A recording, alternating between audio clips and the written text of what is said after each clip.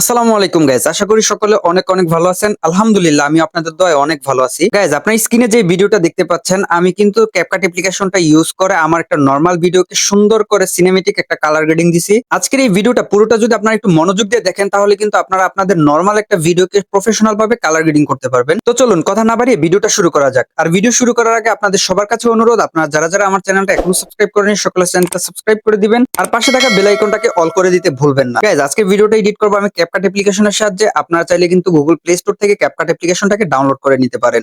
আমার যেহেতু আগে থেকে ডাউনলোড করা আছে, সিম্পলি এখন আমি ক্যাপকাট অ্যাপ্লিকেশনটাকে ওপেন করে দিব। আর ক্যাপকাট অ্যাপ্লিকেশনটা ওপেন করার পর সিম্পলি আমাদের কাছে কিন্তু এরকম একটা ইন্টারফেস চলে আসবে। দেন এখান থেকে আমরা প্রথমে নিউ প্রজেক্টে ক্লিক করব, তারপর আমাদেরকে গ্যালারিতে নিয়ে আসবে। এখান থেকে আমরা যে ভিডিওটা এডিট করতে চাচ্ছি, সিম্পলি এই ভিডিওটা সিলেক্ট করে এখানে অ্যাড করে দিব। তারপর গাইজ, আমাদের কাছে এরকম একটা ইন্টারফেস চলে আসবে।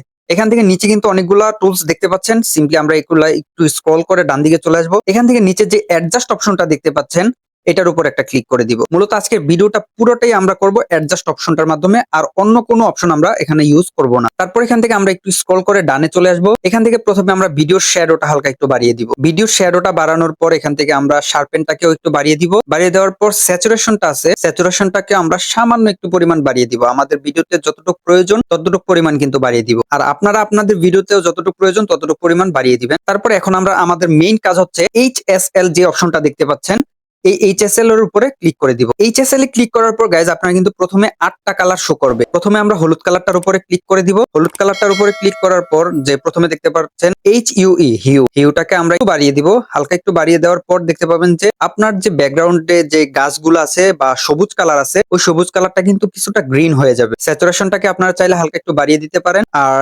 লাইটনেসটাকে আপনারা চাইলে একটু বাড়িয়ে কমিয়ে নিতে পারেন। সেটা হচ্ছে আপনাদের ভিডিওতে যতটুকু প্রয়োজন ততটুকু আপনারা করে নেবেন। তারপর হলুদ কালারের আগে দেখতে পাচ্ছেন যে কমলা কালার। এই কমলা কালারের ভিতরে এখানে যে লাইটনেসটা আছে, এটা মূলত আপনার ফেসের কালার। আপনারা চাইলে এই ফেসটাকে আপনারা এই লাইটনেসের মাধ্যমে অ্যাডজাস্ট করে নিতে পারেন, মানে ফেসটাকে হালকা একটু ব্রাইট করে নিতে পারেন। তারপর সবুজ কালারে ক্লিক করে দিব। তারপর এখন আমরা সবুজ কালারের উপরে ক্লিক করে দিব। তারপর এখান থেকে আমরা একটু হিউটাকে বাড়িয়ে দিব। হিউটাকে বাড়ালেই দেখতে পারবেন যে আপনার ব্যাকগ্রাউন্ডে যে সবুজ কালার গুলো আছে, মানে গাছ টাছ যদি থাকে, ওগুলা কিন্তু দেখবেন খুবই গাঢ় ভাবে সবুজ হয়ে গেছে। তো স্যাচুরেশনটাকে আমরা চাইলে হালকা একটু বাড়িয়ে কমিয়ে নিব। আমাদের ভিডিওতে যতটুকু প্রয়োজন ততটুকু নিব। আর এখান থেকে লাইটনেসটাকে আমরা হালকা চাইলে একটু বাড়িয়ে কমিয়ে নিতে পারি। আমাদের ভিডিওর পরিমাণ মতো আমরা অ্যাডজাস্ট করে নিব। দেন আমরা এখন আকাশী কালারটার উপরে ক্লিক করব।